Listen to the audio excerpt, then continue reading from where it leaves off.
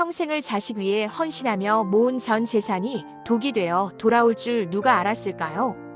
우리 큰애는 손에 물 한 방울 묻히면 안 된다며 큰며느리만 떠받들던 시어머니가 전 재산을 잃고 길바닥에 나앉게 된 기막힌 사연을 들려드립니다. 과연 돈이 전부인 세상에서 진정한 효도는 무엇일까요? 오늘의 이야기가 여러분의 마음을 울린다면 잊지 마시고 구독과 좋아요, 알림 설정까지 꼭 부탁드립니다. 여러분의 응원이 큰 힘이 됩니다. 그럼 사연 시작합니다. 우리 시어머니는 유독 큰며느리 사랑이 유별나셨습니다. 우리 큰애는 이름난 대학 나와서 그런지 말 한마디를 해도 어쩜 그리 똑 부러지니? 어머니 입에서는 자나 깨나 큰며느리 칭찬뿐이었죠. 명절이 되면 그 차별은 극에 달했습니다. 큰며느리는 거실 소파에 앉아 시어머니와 우아하게 과일을 깎으며 담소를 나눌 때 저 작은 며느리는 하루 종일 부엌대기처럼 전을 부치고 설거지를 해야 했습니다. 한 번은 제가 너무 힘들어서 어머니, 형님도 같이 좀 도와주면 안 될까요? 라고 조심스레 여쭤봤습니다. 그랬더니 어머니는 눈을 부라리며 저를 나무라셨죠. 예, 너는 집에서 살림만 하는 애가 뭐가 그리 힘들다고 그러니? 우리 큰애는 밖에서 큰일 하는 사람이야. 이런 꾸준 일은 너처럼 손맛 좋은 애가 해야 집안 음식이 맛깔나는 법이다. 어머니는 돌아가신 아버님이 남겨주신 금싸라기 땅과 상가 건물들을 보며 늘 입버릇처럼 말씀하셨습니다. 이 재산은 다 우리 큰아들하고 큰며느리 줄 거다. 걔들이 똑똑하니까 집안을 더 크게 일으킬 거야. 너희는 그저 형님네 덕 보며 살 생각이나 해라. 빈손으로 시집와 아등바등 살아온 저희 부부에게는 참으로 서운한 말씀이었지만 저는 그저 묵묵히 제 할 도리를 다했습니다. 어머니가 좋아하는 나무를 묻혀 나르고 무릎이 아프다고 하시면 밤늦게까지 주물러 드렸죠. 하지만 어머니의 시선은 늘 화려한 옷을 입고 가끔 들러 비싼 영양제를 내미는 큰며느리에게만 머물렀습니다. 큰며느리는 여우 같았습니다. 어머니 앞에서는 어머님, 저희가 나중에 호강시켜 드릴게요. 넓은 집에서 도우미 두고 편히 모실 테니 걱정 마세요라며 온갖 달콤한 소리를 늘어놓았죠. 어머니는 그 빈말이 진짜인 줄로만 알고 계셨습니다. 그러던 어느 날이었습니다. 어머니가 평소답지 않게 어지럼증을 호소하시더니 거실 한복판에서 쓰러지셨습니다. 병원에서는 뇌경색이라고 하더군요. 다행히 고비는 넘겼지만 한쪽 팔다리가 마비되고 정신이 가끔 흐릿해지는 치매 증상까지 동반되었습니다. 집안의 어른이 쓰러지자 그토록 당당하던 큰며느리의 눈빛이 달라지기 시작했습니다. 효부 소리 듣던 그 입술에서는 위로의 말 대신 재산 이야기를 먼저 꺼내더군요. 어머님 정신 더 나가시기 전에 서류 정리부터 해야 하는 거 아니니? 그것이 우리 집안을 덮친 거대한 폭풍의 시작이었습니다. 어머니가 병상에 눕게 되자 그토록 화려하고 당당했던 집안의 공기는 순식간에 차갑게 식어버렸습니다. 병원 복도의 서늘한 기운만큼이나 제 마음을 얼어붙게 만든 건 다름 아닌 큰며느리 형님의 돌변한 태도였습니다. 어머니가 중환자실에서 사경을 헤매고 계실 때도 형님은 어머니의 안색을 살피기보다 복도 끝에서 누군가와 끊임없이 낮은 목소리로 통화를 주고받았습니다. 그 모습이 마치 사냥감을 앞에 둔 포식자처럼 섬뜩하게 느껴졌다면 제가 너무 예민했던 걸까요? 여보, 지금이 기회야. 어머님 정신 돌아오셨을 때 도장부터 받아야 해. 나중에 치매 판정이라도 정식으로 받으면 서류 한 장 건드리는 것도 복잡해진단 말이야. 우연히 화장실을 다녀오다 듣게 된 형님의 목소리는 제가 알던 그 우아한 목소리가 아니었습니다. 남편인 큰아주버니를 다그치는 그 서슬 퍼런 목소리에는 투병 중인 시어머니에 대한 걱정 따위는 단 한 줌도 섞여 있지 않았습니다. 저는 가슴이 두근거려 벽 뒤에 숨어 숨을 죽였습니다. 형님은 아주버니가 머뭇거리는지 짜증 섞인 한숨을 내쉬며 말을 이어갔습니다. 당신은 정말 바보같이 왜 그래? 그 상가 건물이랑 땅 어차피 우리한테 주신다고 입버릇처럼 말씀하셨잖아. 저 집 작은 애들한테 한 푼이라도 넘어가 봐. 우리가 그동안 어머님 비위 맞추느라 들인 공이 얼마인데. 당신 승진 밀리고 주식으로 날린 돈. 이번에 회복 안 하면 우리 애들 유학은커녕 길바닥에 나앉게 생겼어. 돈이 무섭다는 소리는 들었지만 사람이 이토록 무섭게 변할 수 있다는 사실에 저는 온몸에 소름이 돋았습니다. 큰며느리 형님은 어머니가 깨어나시기만을 기다린 것이 아니라 어머니의 정신이 잠시 돌아오기만을 기다렸던 것입니다. 오직 도장을 찍게 하기 위해서 말이죠. 며칠 뒤 어머니가 간신히 의식을 회복하고 일반 병실로 옮겨지셨습니다. 오른쪽 마비 때문에 말씀도 어눌해지시고 눈동자도 초점이 잘 맞지 않는 상태였죠. 그런데 형님은 그때부터 지극정성인 척 연기를 시작했습니다. 제가 가져온 죽을 뺐다시피 하며 본인이 직접 먹이겠다고 나서더군요. 어머님 저예요. 우리 어머님 고생 많으셨네. 제가 앞으로 더 잘 모실 테니까 아무 걱정 마세요. 네.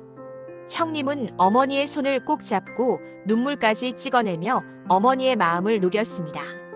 제정신이 아닌 와중에도 어머니는 평소 아끼던 큰며느리가 곁에 있으니 그저 허허 웃으시며 아이처럼 좋아하셨습니다.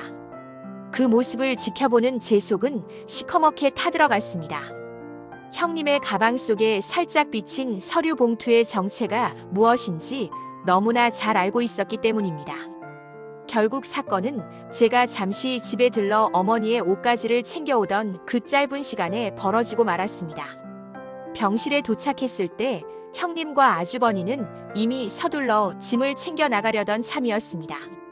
형님의 얼굴에는 아까의 눈물은 온데간데 없고 묘한 승리감과 함께 서늘한 미소가 번져 있었습니다. 어머, 동서 왔니? 어머님이 방금 전에 아주 중요한 결정을 하셨어. 몸도 안 좋으신데 재산 관리하는 게 너무 스트레스라고 하셔서 우리가 다 맡기로 했단다.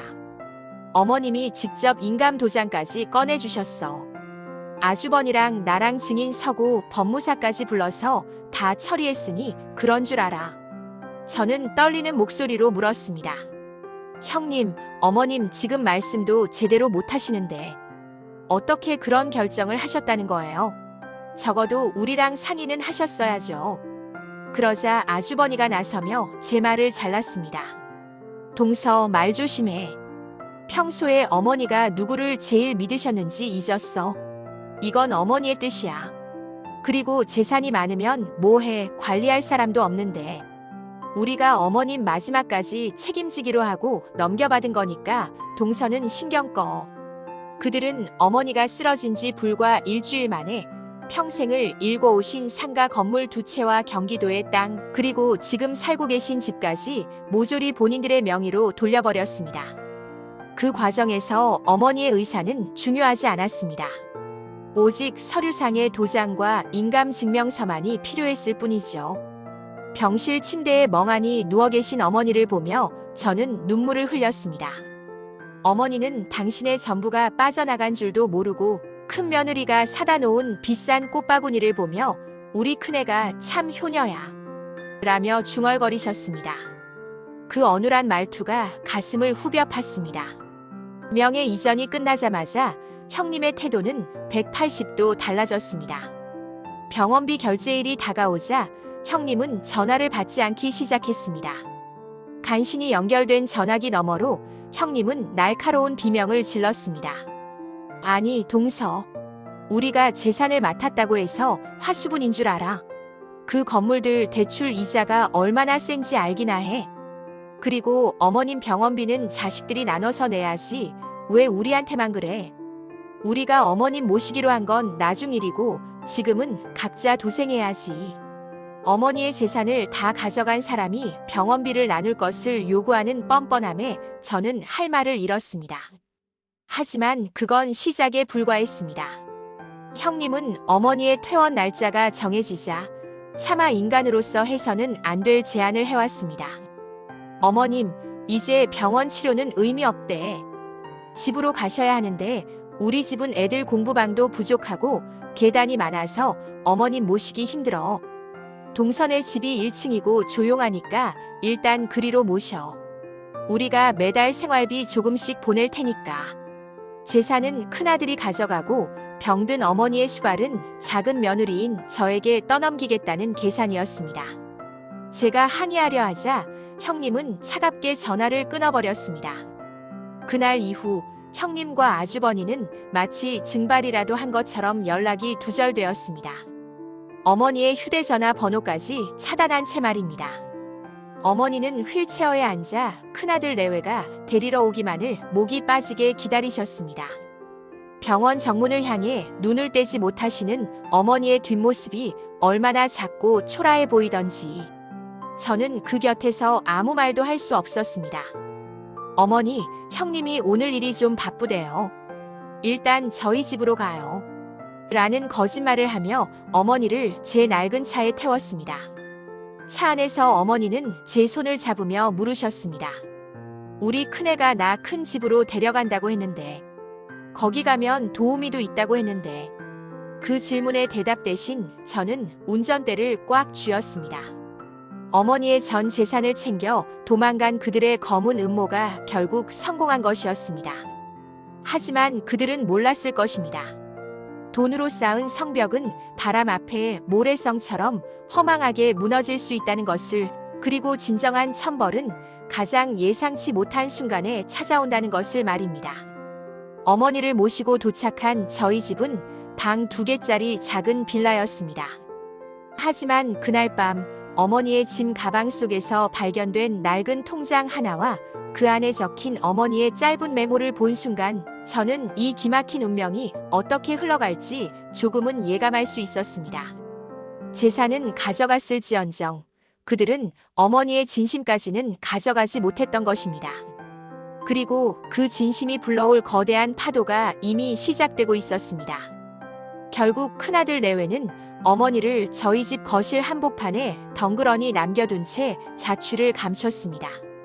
재산을 넘겨받을 때만 해도 세상에 둘도 없는 효자 효부인 척 굴더니 명예 이전 서류에 도장이 마르기도 전에 그들은 본색을 드러냈습니다. 어머니는 매일같이 거실 창밖을 내다보며 큰아들의 검은색 승용차가 나타나기만을 기다리셨습니다. 하지만 야속한 전화기는 단 한 번도 울리지 않았고 형님네 집 문은 굳게 닫혀 있었습니다. 나중에 안 사실이지만 큰아주버니와 형님은 어머니의 상가, 건물을 담보로 거액의 대출을 받아 해외로 도피하듯 떠날 준비를 하고 있었습니다. 그들에게 어머니는 이제 더 이상 빨아먹을 단물이 남지 않은 그저 처분하기 곤란한 짐짝에 불과했던 모양입니다.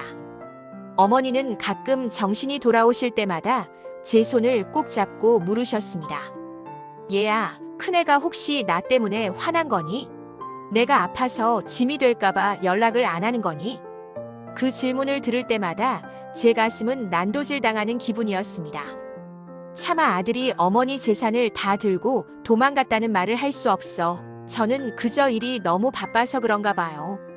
조금만 기다려보세요 라는 말도 안 되는 거짓말로 어머니의 타들어가는 속을 달래야 했습니다. 하지만 배신은 거기서 끝이 아니었습니다. 어느 날 갑자기 저희 집으로 낯선 남자들이 들이닥쳤습니다. 어머니 명의로 되어 있던 현재 저희가 살고 있는 이 작은 빌라조차 아주버니가 담보로 돈을 빌렸었고 이자가 밀려 압류 절차가 진행 중이라는 청천벽력 같은 소식이었습니다. 아니, 이게 무슨 소리예요? 이 집은 아주버님이 건드리지 않겠다고 약속하셨는데요. 제가 울부짖으며 항의했지만 법행을 앞세운 사람들에게는 통하지 않았습니다. 아주버니는 어머니의 인감을 이용해 이 집까지 담보로 잡았던 것입니다. 어머니를 저희 집에 맡긴 건 배려가 아니라 이 집까지 마지막 한 푼까지 털어먹기 위한 치밀한 계산이었습니다. 그날 저녁 저는 간신히 형님과 연락이 닿았습니다. 수십 번의 시도 끝에 연결된 전화기 너머로 형님의 목소리는 차갑다 못해 소름이 끼쳤습니다. 동서, 자꾸 전화해서 구질구질하게 굴지 마. 그 집 어차피 낡아서 값도 얼마 안 나가잖아. 그리고 우리가 재산 가져간 게 배 아파서 그래. 그건 어머님이 우리 고생했다고 주신 거야. 법적으로 아무 문제 없으니 경찰을 부르든 마음대로 해. 그리고 우리 이제 이민 가니까 다신 연락하지 마. 뚝 끊기는 통화음 소리와 함께 제 세상도 무너져 내리는 것 같았습니다. 옆에서 멍하니 TV를 보고 계시던 어머니는 제가 우는 모습을 보더니 구부정한 몸으로 다가와 제 눈물을 닦아주셨습니다. 왜 우니? 우리 큰애가 또 너 구박했어. 내가 야단쳐줄게. 울지 마라. 정신이 온전치 않은 와중에도 큰며느리를 야단치겠다고 말씀하시는 어머니의 그 깊은 내리사랑이 오히려 제 가슴을 더 아프게 후벼 팠습니다. 당신을 버린 자식을 끝까지 감싸 안으려는 그 마음을 그 배은망덕한 인간들은 발로 걷어차 버린 것입니다. 며칠 뒤 형님네 가족이 살던 넓은 아파트는 이삿짐센터 직원들에 의해 텅 비워졌습니다. 이웃 사람들의 말로는 한밤중에 도망치듯 이사를 갔다고 하더군요. 어머니가 평소 아끼던 자개장이며 비싼 가구들도 중고 매장에 헐값으로 넘겨버린 채였습니다. 어머니가 큰며느리 혼수로 해주셨던 값비싼 보석들도 이미 전당포며 귀금속 상점에 다 팔아치웠다는 소문이 들려왔습니다. 어머니는 큰아들이 도망갔다는 사실을 직감하셨는지 그날 이후로 식사를 전면 거부하셨습니다. 누워만 계시며 벽만 바라보고 눈물을 흘리셨죠. 내가 전생에 무슨 죄를 지어서 내 자식 손에 내쳐져야 하니. 가끔 정신이 맑아질 때마다 어머니가 내뱉으시는 한숨 섞인 통곡은 밤새도록 작은 빌라 안을 가득 채웠습니다. 더 기가 막힌 건 큰아주버니의 태도였습니다. 나중에 건너 들려온 소식에 의하면 아주버니는 지인들에게 어머니 치매 수발하느라 내 인생 종 칠 뻔했다. 동생 내외가 모신다고 해서 겨우 탈출했다며 오히려 본인이 피해자인 양 떠들고 다녔다는 것입니다. 전 재산을 독식하고도 어머니의 병수발을 탈출이라고 표현하는 그 비정한 아들의 모습에 저는 인간이라는 존재에 대해 깊은 회의감을 느꼈습니다. 돈 앞에 장사 없다고들 하지만 어떻게 낳아준 부모를 이렇게 처참하게 버릴 수 있을까요? 큰며느리 형님은 이민 가기 전 마지막으로 어머니께 문자를 보냈습니다. 어머니, 이제 우리 찾지 마세요. 우리도 우리 인생 살아야죠. 작은 애네가 효녀니까 거기서 편히 계세요. 그 문자를 제가 대신 읽어드렸을 때 어머니는 아무 말씀 없이 창밖만 바라보셨습니다. 그리고 그날 밤 어머니는 조용히 자리에서 일어나 장롱 깊숙한 곳을 뒤지기 시작하셨습니다. 덜덜 떨리는 손으로 어머니가 꺼내신 것은 다름 아닌 낡고 해진 보자기 하나였습니다. 그 안에는 큰아들 내외가 명의를 넘겨받을 때 미처 발견하지 못했던 어머니의 마지막 자존심이자 비장의 무기가 숨겨져 있었습니다. 어머니는 그 보자기를 제 품에 안겨주시며 아주 낮은 목소리로 말씀하셨습니다. 내가 눈이 멀어 독사를 키웠구나. 진주를 돌덩이로 알고 돌덩이를 금이야 오기야 품었어. 얘야, 이제 내가 너한테 줄 수 있는 건 이것뿐이다. 보자기 속에는 아주 오래된 문서 한 장과 낡은 열쇠가 들어있었습니다. 큰 며느리가 어머니의 모든 통장과 문서를 샅샅이 뒤졌을 때도 끝내 찾아내지 못했던 아버님이 생전에 어머니 몰래 따로 챙겨두셨던 진짜 보물이었습니다. 그것은 돈보다 더 무서운 배신의 대가를 치르게 할 칼날이기도 했습니다. 큰아들 내외는 승승장구하며 해외에서 호의호식할 줄 알았겠지만 그들의 배신은 거기서 끝이 아니었습니다. 하늘은 결코 그들의 죄를 잊지 않았습니다. 어머니를 버리고 떠난 지 불과 몇 달도 지나지 않아 그들이 큰 소리치며 투자했다던 사업이 사기로 밝혀지며 그들은 가져간 돈의 절반 이상을 날려버렸다는 소식이 들려왔습니다. 하지만 그것은 시작에 불과했습니다. 진짜 무서운 천벌은 이제 막 그들의 발밑까지 다가와 있었습니다. 어머니는 저를 보며 힘겹게 미소를 지으셨습니다. 그 미소 뒤에는 평생을 차별받으면서도 묵묵히 곁을 지킨 저에 대한 미안함과 자식에게 배신당한 어미의 서슬 퍼런 분노가 공존하고 있었습니다. 배신한 자들은 결국 제 발등을 찍게 되어 있다. 두고 봐라. 그들이 어떻게 무너지는지. 어머니의 예언 같은 말씀이 끝나기 무섭게 저희 집 대문을 두드리는 소리가 들렸습니다. 형사들이었습니다. 큰아들 내외가 재산을 빼돌리는 과정에서 저지른 불법 증여와 탈세 혐의로 수사가 시작되었다는 것이었습니다. 어머니를 버리고 도망친 그들의 끝은 화려한 이민 생활이 아니라 차가운 철창 안이 기다리고 있었습니다. 재산만 챙기면 행복할 줄 알았던 큰며느리와 큰아들. 그들이 어머니를 골방에 던져두고 떠나던 그날의 배신이 이제 부메랑이 되어 그들의 가슴을 겨누고 있었습니다. 그리고 저는 어머니가 건네주신 그 낡은 보자기를 열어보며 진정한 복수가 무엇인지, 그리고 끝까지 곁을 지킨 자에게 주어지는 축복이 무엇인지 깨닫기 시작했습니다. 배신의 끝은 참혹했습니다. 하지만 그 참혹함 속에서 저는 어머니와 함께 새로운 희망의 씨앗을 발견했습니다. 빈손으로 어머니를 지켰던 저에게 하늘은 생각지도 못한 거대한 선물을 준비하고 있었던 것입니다. 집까지 담보로 잡히고 한 푼도 남지 않은 상황에서 어머니를 모시는 일은 결코 쉽지 않았습니다. 당장 길바닥에 나앉게 생긴 저희 부부에게 어머니는 어쩌면 가장 무거운 짐이 될 수도 있는 상황이었죠. 하지만 제 남편은 차마 어머니를 모른 척할 수 없다며 제 손을 꼭 잡았습니다. 여보, 우리 형님 원망하느라 세월 보내지 말자. 어머니 저러고 계시는데 우리까지 등 돌리면 어머니 정말 돌아가셔. 우리가 조금 더 고생하면 되지. 남편의 그 착한 마음씨가 고맙기도 하고 야속하기도 해서 저는 밤새 남몰래 눈물을 훔쳐야 했습니다. 결국 저희는 살던 빌라가 경매로 넘어가기 전 남편이 공사 현장에서 일하며 모은 쌈짓돈과 제 친정엄마가 물려주신 낡은 반지까지 팔아 마련한 작은 월세방으로 이사를 해야 했습니다. 방 2개짜리 좁고 습한 반지하 방이었지만 저희는 그곳에서 어머니의 자리를 제일 먼저 마련했습니다. 어머니는 휠체어에 앉아 낯선 천장을 바라보며 한참을 멍하니 계셨습니다.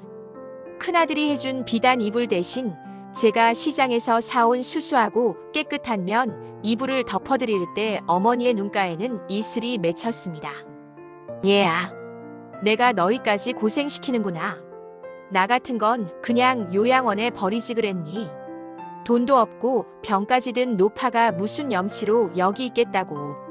어머니는 가끔 정신이 돌아오면 미안함에 어쩔 줄 몰라 하셨습니다. 평생을 너는 배운 게 없어 몸이라도 놀려야 한다며 저를 무시하고 굳은 일만 시키셨던 그 호랑이 같던 시어머니가 이제는 제 눈치만 살피는 가냘픈 노인이 되어 있었습니다. 저는 그런 어머니를 볼 때마다 가슴 한구석이 아릿해졌습니다. 저는 식당 일을 나가면서도 새벽같이 일어나 어머니의 식사를 챙겼습니다. 마비된 오른쪽 몸 때문에 숟가락질도 힘겨워하시는 어머니를 위해 부드러운 죽을 쓰고 생선살을 일일이 발라 어머니의 입에 넣어드렸습니다. 어머니, 저 예전에 명절 때마다 전 부칠 때 어머니가 뒤에서 지켜보시면 얼마나 떨렸는지 아세요? 그때 비하면 지금 밥 차려드리는 건 일도 아니에요. 제가 일부러 장난스레 말을 건네면 어머니는 힘겹게 미소를 지으며 제 손등을 어루만지셨습니다. 어머니의 대소변을 받아내는 일은 정말 고된 일이었습니다.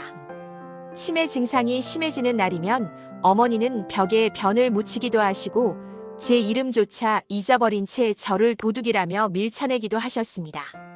하루는 식당 일을 마치고 녹초가 되어 돌아왔는데 어머니가 거실 바닥에 실례를 하신 채 울고 계시더군요. 방 안에는 말로 다 할 수 없는 냄새가 진동했습니다. 저는 아무 말 없이 어머니를 안아올려 욕실로 향했습니다. 따뜻한 물로 어머니의 마른 몸을 닦아드리는데 어머니가 제 어깨에 머리를 기대고 아이처럼 엉엉 우시는 겁니다. 미안하다. 내가 죄가 많아서 내 며느리 고생만 시키고 나를 그냥 갖다 버려라. 나 같은 건 죽어야 하는데. 그 울음 섞인 고백에 저도 참았던 눈물이 터져 나왔습니다. 어머니, 그런 말씀 마세요. 어머니가 예전에 저 무시하고 큰형님만 챙기실 때 저 정말 속상했거든요. 그러니까 저한테 미안해서라도 오래오래 사셔서 제 수발 다 받으셔야 해요. 그게 제 복수예요. 제가 농담처럼 건넨 말에 어머니는 제 목을 껴안고 한참을 우셨습니다. 그날 이후 어머니와 저 사이에 단단했던 벽이 조금씩 허물어지는 것을 느꼈습니다. 돈이 없어 좋은 약은 못 사드려도 저는 매일 저녁 어머니의 마비된 다리를 주물러 드렸습니다. 어머니, 이 다리로 저희 남편 업어 키우고 그 금싸라기 땅 일구신 거잖아요. 제가 다 기억해요. 제 진심이 닿았는지 전혀 움직이지 않던 어머니의 발가락이 아주 조금씩 움직이기 시작했습니다. 병원에서는 기적이라고 했습니다. 정성과 사랑이 약보다 더 큰 효험을 발휘한 것이었죠. 반면 어머니의 재산을 다 가로채 떠난 큰며느리네는 어떻게 지내고 있었을까요? 가끔 들려오는 소식은 그야말로 처참했습니다. 이민을 간다며 큰소리치던 형님네는 비자 문제와 사기 사건에 휘말려 출국도 하지 못한 채 국내를 전전하고 있다고 했습니다.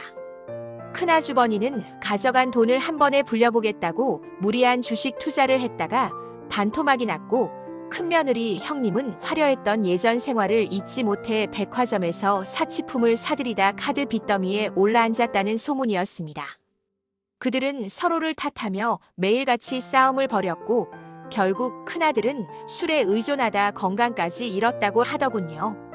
사람들은 말했습니다. 그거 다 천벌이야. 부모 버린 자식이 잘 되는 꼴 못 봤다. 하지만 저는 그들의 불행을 기뻐할 겨를조차 없었습니다. 당장 어머니의 기저귀 값과 약값을 대기 위해 식당 일이 끝나면 건물 청소까지 나가야 했으니까요. 몸은 부서질 듯 힘들었지만 이상하게 마음은 평온했습니다. 큰 집에 살 때는 느끼지 못했던 가족의 온기가 이 좁은 반지하 방에 가득했습니다. 어머니는 이제 저를 둘째 며느리가 아닌 내 딸이라고 부르기 시작하셨습니다. 어머니의 정신이 유독 맑았던 어느 날 저녁이었습니다. 어머니는 제 손을 꼭 잡고 창고 깊숙이 넣어두었던 그 낡은 보자기를 다시 꺼내셨습니다. 얘야, 큰애가 내 인감 도장이랑 서류들을 싹 다 털어갔을 때 내가 속으로 얼마나 웃었는지 아니? 그건 껍데기뿐인 재산이었다. 진짜는 여기 있었어. 어머니는 보자기 속에서 빛바랜 신문지에 쌓인 물건 하나를 더 꺼내셨습니다. 그것은 아버님이 생전에 종중 땅의 권리를 양도받아 놓은 원본 서류와 이름도 생소한 외곽 지역의 개발 예정지 토지 대장이었습니다. 아버님이 돌아가시기 전날 나에게 그러셨다. 큰애는 영악해서 제 욕심 채우기에 급급할 테니 이 땅만큼은 절대로 보여주지 말라고. 이건 나중에 정말로 우리를 지켜줄 사람에게 주라고 하셨지. 내가 치매인 척 연기하며 큰애한테 도장 넘겨줄 때도 이 서류만큼은 내 속옷 안감에 꿰매놓고 지켰단다. 어머니의 목소리에는 서슬퍼런 위엄이 서려 있었습니다. 똑똑한 척하던 큰애는 상가 월세에 눈이 멀어 정작 수십 배의 가치가 있는 이 땅은 보지도 못했지. 이제 이 모든 것은 너의 것이다. 내가 나를 지켜준 대가다. 저는 어안이 벙벙했습니다. 재산 때문이 아니라 어머니가 그 모진 고통과 배신 속에서도 저를 믿고 이 비상을 지켜오셨다는 사실에 가슴이 벅차올랐습니다. 빈손으로 시작한 헌신이었지만 하늘은 제가 흘린 눈물의 무게를 이미 다 달아보고 계셨던 것입니다. 어머니의 헌신적인 수발과 제 눈물겨운 노력이 결실을 보기 시작한 그때 도망갔던 큰며느리가 저희 집 문을 두드리는 사건이 발생했습니다. 그들의 모습은 예전의 우아함이라곤 찾아볼 수 없는 꾀죄죄하고 초라한 행색이었습니다. 하지만 그들의 입에서 나온 말은 여전히 인간의 탈을 쓴 악마와 같았습니다. 어머니, 저희 죽게 생겼어요. 어머니 숨겨둔 땅이 있다는 거 다 알아요. 그거 당장 내놓으세요. 반지하 방으로 들이닥친 큰며느리의 고함 소리에 평화롭던 저희 집은 다시금 폭풍 속으로 빨려 들어갔습니다. 하지만 이제 더 이상 예전에 힘없던 작은 며느리도 아들에게 속기만 하던 시어머니도 아니었습니다. 어머니는 휠체어에서 몸을 일으키려 애쓰시며 큰 며느리의 얼굴을 향해 매서운 눈빛을 보내셨습니다. 빈손의 헌신이 만들어낸 진정한 힘이 무엇인지 보여줄 시간이 다가오고 있었습니다. 반지하 방의 낡은 문을 부서질 듯 두드리며 들어온 큰 며느리 형님의 모습은 그야말로 충격적이었습니다. 예전에 입던 수백만 원짜리 명품 코트는 간데 없고 보풀이 잔뜩 일어난 해진 점퍼에 머리는 며칠을 감지 않았는지 떡이 져 있었습니다. 한때는 시어머니의 자랑이자 집안의 꽃이라 불리던 그 당당함은 사라지고 오직 돈에 굶주린 짐승 같은 눈빛만 남아있더군요. 아주버님 또한 술 냄새를 풍기며 제 남편의 멱살을 잡으려 들었습니다. 야, 너희가 어머님 꼬드겨서 숨겨둔 땅 빼돌렸지. 어머님이 분명히 말씀하셨어. 아버님이 따로 챙겨둔 게 있다고. 그거 당장 내놔. 우리 지금 사채업자들한테 쫓겨서 죽게 생겼단 말이야. 형님은 제 머리채라도 잡을 기세로 달려들며 비명을 질렀습니다. 그토록 똑똑하고 영악하던 사람이 전 재산을 날리고 바닥까지 추락하자 인간의 바닥이 어디인지 몸소 보여주고 있었습니다. 어머니는 침대에 앉아 그 꼴을 가만히 지켜보고 계셨습니다. 평소 같으면 치매 기운에 멍한 눈으로 계셨을 텐데 그날따라 어머니의 눈빛은 그 어느 때보다 형형하게 빛나고 있었습니다. 어머니는 떨리는 손으로 옆에 있던 물컵을 집어들어 큰 며느리의 발치에 던져버리셨습니다. 칭그랑하며 유리잔이 깨지는 소리와 함께 방 안은 찬물을 끼얹은 듯 조용해졌습니다. 이 천하의 배은망덕한 것들아. 내 전 재산을 도둑질해서 도망갈 때는 언제고 이제 와서 죽겠다고 엄살을 부려. 내가 미쳤다고 너희 같은 독사 새끼들에게 내 마지막 목숨줄을 내줄 줄 알았더냐. 어머니의 입에서 나온 사자우는 평소의 어눌한 말투가 아니었습니다. 분노가 어머니의 정신을 일깨운 것인지 아니면 그동안 이 순간을 위해 힘을 비축해 오신 것인지 알 수 없었지만 그 위험 앞에 큰 며느리는 주춤하며 뒤로 물러섰습니다. 형님은 다시 악을 썼습니다. 어머니, 치매라면서요. 정신도 오락가락 하시는 양반이 뭘 안다고 그러세요. 저 작은 애가 어머니 홀려서 재산 가로챈 거잖아요. 동서, 너 내가 가만 안 둬. 경찰에 신고할 거야. 그 뻔뻔한 소리에 기가 차서 헛웃음이 나왔습니다. 어머니의 인감을 도용해 모든 상가와 땅을 가로챈 장본인이 이제 와서 법을 운운하다니요. 그때였습니다. 저희 집으로 정장을 차려입은 신사 두 분이 들어왔습니다. 그들은 어머니가 예전에 연락해두었던 아버님의 오랜 지인이자 변호사였습니다. 김영애 씨 그리고 박준호 씨 맞습니까? 본인들이 어머니의 의사를 무시하고 불법적으로 증여받은 재산들에 대해 이미 고소가 진행 중입니다. 그리고 여기 어머니께서 작은 며느리에게 합법적으로 양도하신 토지 대장 원본과 증여 계약서입니다. 확인하시겠습니까? 변호사가 내민 서류를 본 큰 며느리의 얼굴은 흑빛으로 변했습니다. 형님이 그토록 찾아 헤매던 그 비상금 땅은 사실 큰 며느리가 가져간 상가 건물들보다 몇 배는 더 큰 가치를 지닌 금싸라기 땅이었습니다.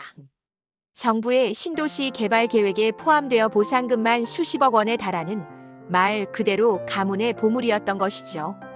아버님은 생전에 이미 큰아들의 씀씀이를 보고 불안한 마음에 이 땅만큼은 종중 명의와 어머니의 친정 쪽 명의를 섞어 아주 복잡하게 꼬아놓으셨고 오직 어머니만이 그 실타래를 풀 수 있게 해두셨던 겁니다.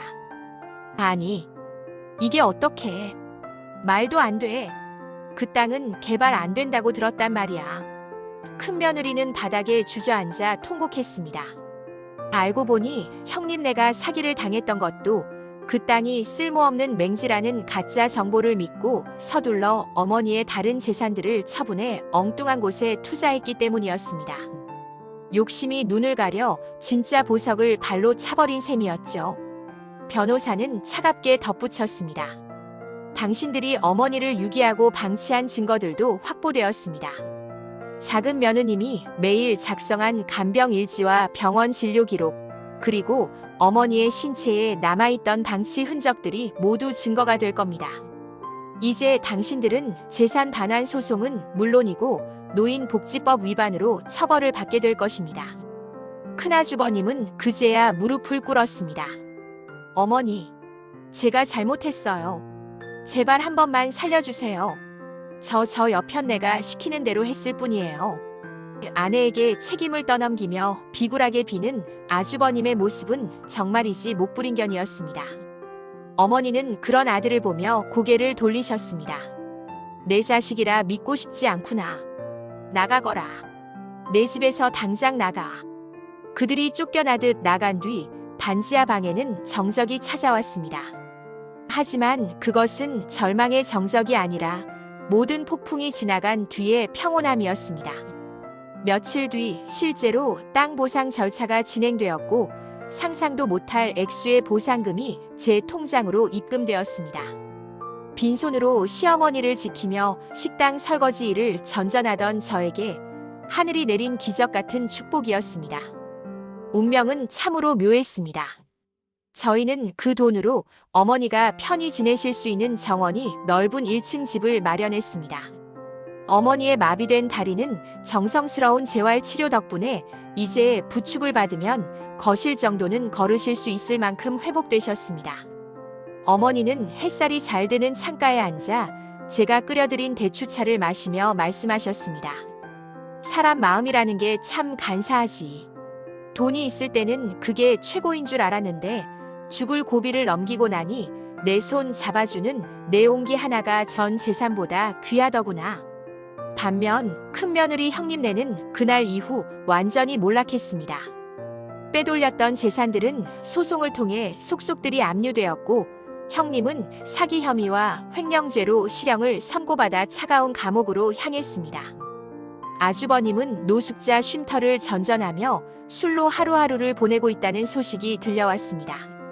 똑똑해서 집안을 일으킬 거라며 어머니가 그토록 신뢰했던 큰아들 내외의 끝은 그렇게 처참하고도 쓸쓸했습니다. 어느 날 저는 어머니를 모시고 예전 그 상가 건물이 있던 거리를 지나갔습니다. 형님이 관리 소홀로 경매에 넘겨버린 그 건물 앞에는 이제 다른 주인의 이름이 붙어 있었습니다. 어머니는 그 건물을 보며 담담하게 말씀하셨습니다. 저 벽돌 한 장 한 장에 내 청춘이 다 들어있었는데 이제는 아무 미련 없다. 내 곁에 진짜 내 자식이 있는데 뭐가 더 필요하겠니? 작은 며느리라고 무시당하고 배운 게 없다고 구박받던 세월. 하지만 그 모진 풍파를 견뎌내게 한 것은 독한 마음이 아니라 어머니를 향한 안쓰러움과 사랑이었습니다. 그 빈손의 헌신이 결국 제 운명을 바꾸고 무너져가던 가문을 다시 세운 열쇠가 된 것입니다. 이제 이야기는 마지막을 향해 달려갑니다. 배신한 자들의 최후와 끝까지 곁을 지킨 자들이 맞이하게 될 진정한 행복의 의미. 그 인과응보의 마무리가 다음 파트에서 펼쳐집니다. 계절이 몇 번이나 바뀌고 저희 집 정원에는 어머니가 그토록 좋아하시던 노란 소국이 가득 피어났습니다. 반지하 방에서 습한 공기를 마시며 내일을 걱정하던 시절은 이제 아득한 꿈처럼 느껴질 만큼 저희 가족의 일상은 평온해졌습니다. 하지만 세상이 내린 심판은 결코 멈추지 않았습니다. 인과응보라는 네 글자가 얼마나 무겁고 무서운 것인지 저는 그의 겨울 큰며느리 형님과 아주버님의 소식을 통해 다시 한번 절감하게 되었습니다. 실형을 살고 나온 형님은 이제 예전의 그 서슬퍼런 기세는 온데간데 없는 초라하고 병든 중년 여인이 되어 있었습니다. 감옥에 있는 동안 화병과 영양실조로 몸이 완전히 망가졌다는 소문이 돌았죠. 아주버님 또한 알코올 중독 치료를 받으며 요양시설을 전전하다가 결국에는 아무도 찾지 않는 시골의 한 무료 급식소 근처에서 발견되었다는 연락이 왔습니다. 재산을 가로채 도망갈 때는 세상 모든 것을 다 가진 것처럼 기세등등하더니 단 몇 년 만에 그들의 인생은 비참하게 조각나버린 것입니다. 어느 추운 오후 저희 집 대문 앞에 누군가 서성인다는 벨소리가 들렸습니다. 나가보니 그곳에는 낡은 종이 가방 하나를 든 채 고개를 푹 숙이고 있는 아주버님이 서 있었습니다. 제가 문을 열자 아주버님은 제 눈도 마주치지 못한 채 바닥만 보며 떨리는 목소리로 말했습니다. 재수 씨, 어머니 한 번만 뵙게 해주면 안 될까? 내가 정말 죽을 죄를 지었어. 예전 같으면 당장 소금을 뿌려 내쫓고 싶은 마음이 굴뚝 같았겠지만 앙상하게 마른 아주버님의 손과 구멍난 양말을 보니 분노보다는 짙은 허망함이 밀려왔습니다. 저는 잠시 고민하다가 아주버님을 거실로 들였습니다. 마침 어머니는 거실 소파에 앉아 창밖의 눈을 감상하고 계셨습니다. 어머니, 아주버님이 바닥에 엎드려 통곡하기 시작했습니다. 이 불효자 자식을 죽여주세요. 어머니 돈에 눈이 멀어 어머니를 버리고 제가 천벌을 받았습니다. 제발 한 번만 용서해 주세요. 거실 바닥이 아주버님의 눈물로 흥건해질 정도로 그는 서럽게 울었습니다. 어머니는 한참 동안 아무 말씀 없이 아들의 구분 등을 바라보셨습니다. 치매 증상이 가끔 찾아오긴 하지만 그날은 어머니의 정신이 그 어느 때보다 맑았습니다. 어머니는 떨리는 손을 뻗어 아주버님의 머리를 가만히 쓰다듬으셨습니다. 용서일까요? 아니면 마지막 작별일까요? 어머니의 입술에서 나온 말은 제 가슴을 뭉클하게 만들었습니다. 내가 너를 어떻게 키웠는데? 내 금쪽 같은 장남이라고 너 잘 되는 게 내 인생의 유일한 자랑이었는데. 돈이 무섭긴 무섭구나. 내 아들을 괴물로 만들었으니 말이다. 어머니는 깊은 한숨을 내쉬며 덧붙이셨습니다. 이제 가서 내 죄값 치르며 살아라. 내 재산은 이미 죽은 셈치고 다 정리했으니 다시는 찾지 말고. 그래도 밥은 굶지 말고 다녀라. 어머니의 용서는 아니었지만 그것은 어미로서 자식에게 줄 수 있는 마지막 자비였습니다. 아주버님은 어머니가 내미신 따뜻한 밥 한 그릇을 눈물에 말아 비우고는 어둠이 내린 길 위로 다시 떠나갔습니다. 그 뒷모습을 보며 저는 생각했습니다. 만약 형님과 아주버님이 돈보다 어머니를 먼저 챙겼더라면 지금쯤 이 넓고 따뜻한 집에서 다 함께 웃으며 저녁을 먹고 있지 않았을까 하고 말이죠. 욕심이 부른 결과는 이토록 처참한 단절이었습니다. 그 일이 있은 후 어머니는 제 손을 꼭 잡고 말씀하셨습니다. 얘야, 사람들은 내가 너한테 땅을 준 게 내가 고생한 대가라고들 하지. 하지만 아니다. 나는 내가 그 좁은 반지하 방에서 내 마른 다리를 주물러 줄 때 그때 이미 내 모든 것을 너에게 주기로 마음먹었단다. 돈으로 살 수 없는 내 진심이 얼어붙었던 내 마음을 녹였던 거야. 어머니의 그 말씀에 저는 그동안 쌓였던 서러움이 눈 녹듯 사라지는 것을 느꼈습니다. 작은 며느리라는 이름 뒤에 숨겨진 차별과 멸시, 배운 게 없다고 무시당하며 흘렸던 수많은 눈물들이 그 한마디에 보상받는 기분이었습니다. 저희는 어머니의 뜻에 따라 보상금의 일부를 형편이 어려운 노인들을 돕는 재단에 기부했습니다. 그리고 시어머니의 이름을 딴 작은 쉼터를 만들었죠. 큰 며느리 형님이 그토록 탐냈던 그 상가 건물들보다 지금 우리가 만든 이 작은 공간이 훨씬 더 값지고 아름답다는 것을 이제는 모두가 압니다. 어머니는 이제 휠체어 없이도 지팡이를 짚고 정원을 산책하실 만큼 건강해지셨습니다. 가끔 정신이 흐릿해질 때면 저를 엄마라고 부르며 응석을 부리기도 하시지만 저는 그 모습조차 사랑스럽습니다. 우리 엄마 오늘 고생 많았네. 내가 나중에 돈 많이 벌면 호강시켜줄게. 어머니가 저에게 건네는 이 장난 섞인 약속이 세상 그 어떤 유언장보다 더 든든한 힘이 됩니다. 인생이란 참으로 알 수가 없습니다. 유산을 챙겨 도망간 자는 결국 그 유산 때문에 파멸하고 빈손으로 곁을 지킨 자는 그 빈손에 넘치는 축복을 받게 되었으니 말입니다. 세상이 다 그런 것은 아니라고 말하는 사람들도 있겠지만 적어도 저희 가족에게 일어난 이 일은 하늘이 내린 정의로운 판결이었다고 믿습니다. 어머니는 오늘도 정원에 앉아지는 노을을 바라보며 평온하게 미소 지으십니다. 그 미소 속에는 배신에 대한 상처도 돈에 대한 집착도 더 이상 남아있지 않습니다. 오직 끝까지 곁을 지켜준 자식과 함께하는 현재의 행복만이 가득할 뿐이죠. 긴 시간 동안 저희 집안에 기구한 사연을 들어주셔서 감사합니다. 돈보다 귀한 것이 사람의 마음이고 그 마음을 지키는 것이 결국 인생에서 가장 큰 승리라는 사실을 이 이야기가 전해드릴 수 있다면 좋겠습니다. 여러분의 가정에도 배신보다는 신뢰가, 욕심보다는 사랑이 가득하기를 진심으로 기원합니다. 이것으로 유산 때문에 엇갈렸던 두 며느리의 기나긴 전쟁, 그리고 그 끝에 찾아온 진정한 평화에 대한 이야기를 마칩니다. 끝까지 경청해주신 여러분 고맙습니다.